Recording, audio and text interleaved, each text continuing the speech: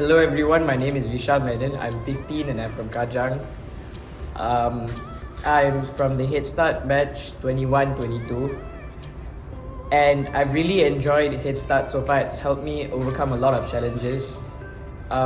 Before I was enrolled into HEADSTART, I was spiraling and I was in a slump into where I had close to none motivation, and I felt like I couldn't achieve anything because of what had been told to me by other people.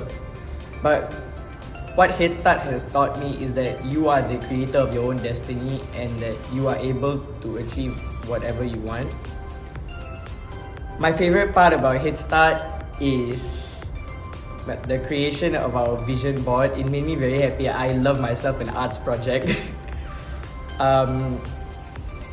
And honestly, when I look at my vision board every day, it makes me feel like I'm able to achieve it, and that motivation and just that little bit of faith that I have by looking at those pictures every day makes me feel like I actually can and will achieve it someday. I'm very thankful for all my coaches here for helping me through this journey, and yeah, that's all I have to say. Thank you.